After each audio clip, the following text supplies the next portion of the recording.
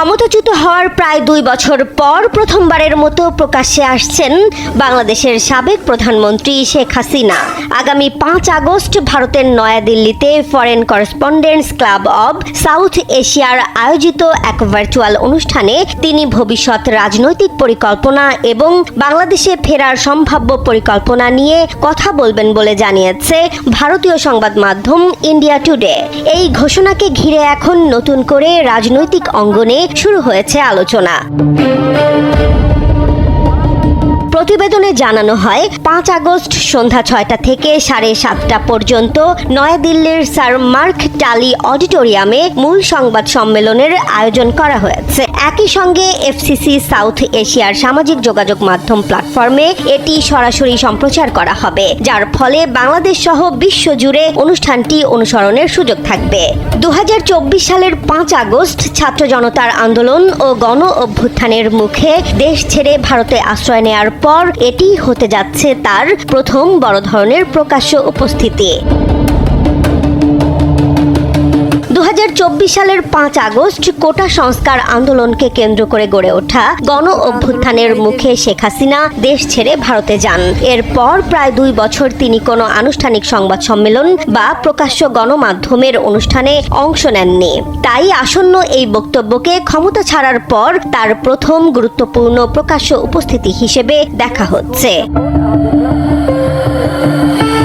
আয়োজকদের দেয়া তথ্য অনুযায়ী অনুষ্ঠানে শেখ হাসিনার সঙ্গে ভার্চুয়ালি যুক্ত হওয়ার কথা রয়েছে তার ছেলে ও সাবেক তথ্য ও যোগাযোগ প্রযুক্তি উপদেষ্টা সজীব ওয়াজেদ জয়ের। এছাড়া সাবেক শিক্ষামন্ত্রী মহিবুল হাসান চৌধুরী নওফেল, ক্রিকেটার ও সাবেক সংসদ সদস্য সাকিব আল হাসান, সাবেক কূটনীতিক আমিনুল হক পলাশ, নিরাপত্তা বিশ্লেষক এবং মানবাধিকার কর্মী সহ আরও কয়েকজন আলোচনায় অংশ নেবেন। ইন্ডিয়া টুডের প্রতিবেদনে বাংলাদেশের সাম্প্রতিক রাজনৈতিক প্রেক্ষাপট তুলে ধরা হয়েছে।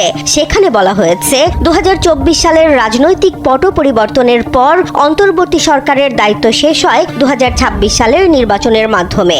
এরপর নতুন সরকার দায়িত্ব গ্রহণ করে।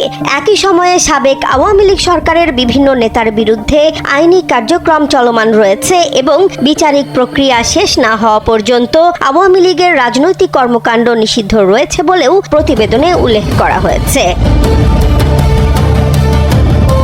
রাজনৈতিক বিশ্লেষকদের মতে শেখ হাসিনার এই বক্তব্য শুধু তার ভবিষ্যৎ রাজনৈতিক অবস্থান নয়, বরং বাংলাদেশের বর্তমান রাজনৈতিক পরিস্থিতি নিয়েও নতুন আলোচনা তৈরি করতে পারে।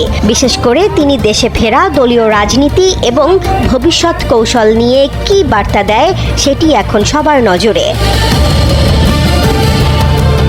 তবে অনুষ্ঠানের আগে শেখ হাসিনা কি বক্তব্য দেবেন সে বিষয়ে আনুষ্ঠানিকভাবে বিস্তারিত কিছু জানানো হয়নি। ফলে 5 আগস্টের এই ভার্চুয়াল বক্তব্য ঘিরে রাজনৈতিক মহল এবং সাধারণ মানুষের আগ্রহ এখন তুঙ্গে।